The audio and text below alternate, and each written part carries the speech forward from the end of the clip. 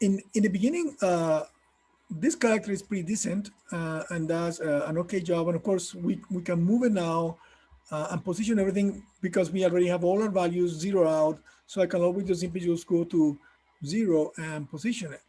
There is also, you can see a new skin cluster was added. So we have the possibility of, you know, working with our weight right now. There is this thing called bind pose, and a bind pose is a way for you to try to get a character. Let's see if I can do it. I'm just gonna go to that.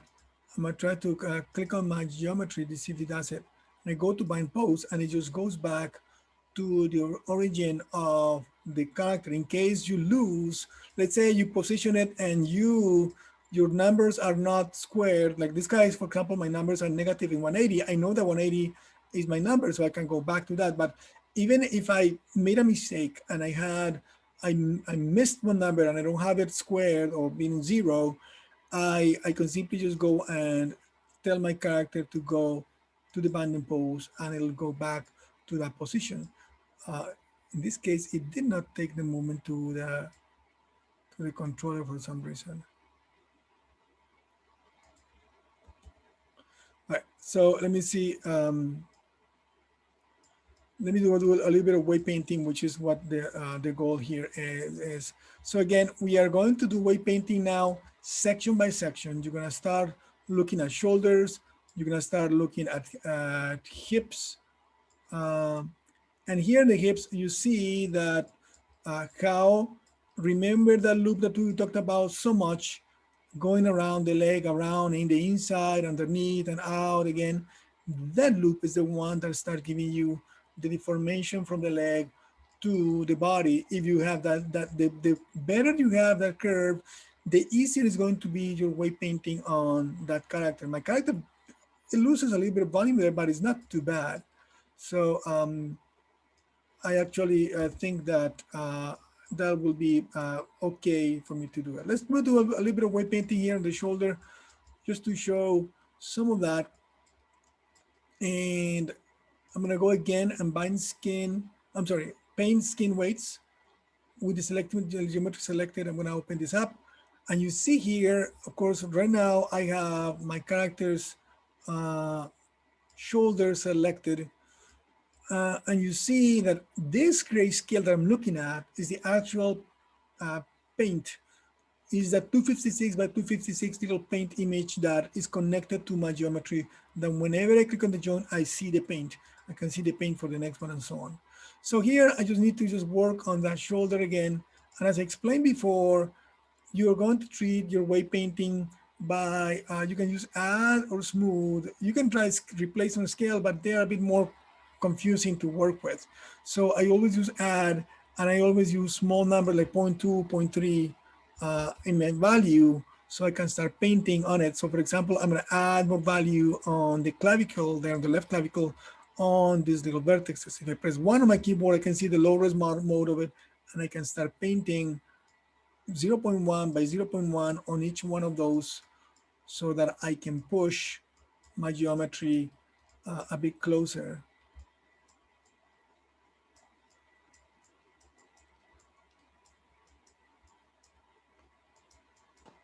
So that is that. I'm not going to do the painting for the whole character here today because of course that will take me hours. But I flip between 3 and 4 to start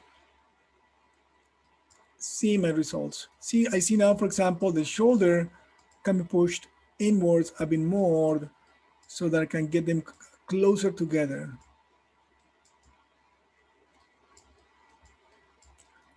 Let me just isolate the body for a moment. That way I don't see anything but just geometry.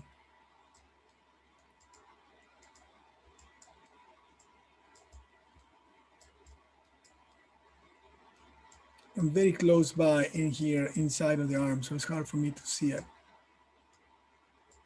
That one is clipping a little bit there, but let's see if it does do that when we have the smooth version of it.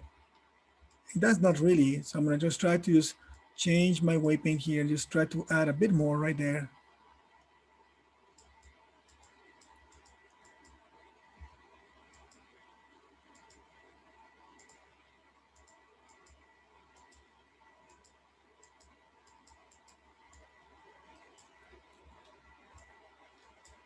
I can continue exploring painting on those a bit more until I get the arm to fill the gap the best I can, as much as I can. I mean, at some point it'll be that it won't go anymore.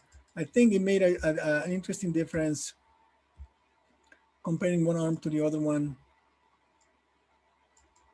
You can see the gap from one to the other one, of course, pretty dramatic. And I go on and on and on, section by section, elbows, wrists, you know, trying to maintain. Let me see if I can grab the right one. The elbow, I think I could improve some of that. Normally, it just get that kind of noodle effect that you want to avoid. You see, for example, the elbow gets lost there. So you would go and grab that and try to identify the upper arm. Let me isolate again and try to paint a little bit more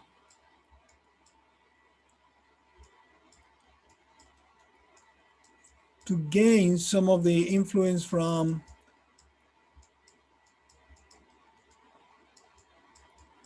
the upper, or from the shoulder joint to the elbow. You decide how much it goes. Like, for example, I went too far there, so I'm going to go and do the elbow joint, kind of catch up a little bit of this.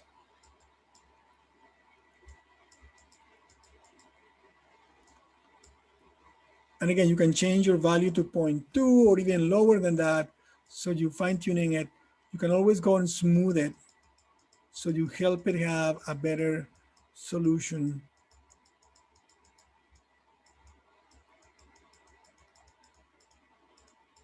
So what it's doing is smooth, is kind of blending the two of them, giving me a little bit of chance of kind of split the difference. Right now it's giving me a wrinkle there, which is not good. So I'm gonna have to just correct some of that. This is my upper arm. This is my elbow. So I'm gonna try to just bring back the arm down a little bit.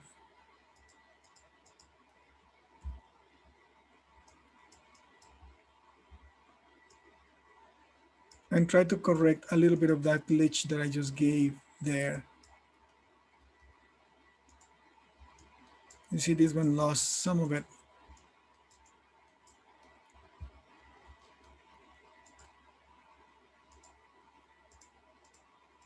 Just a little bit, just to kind of recover some of that influence.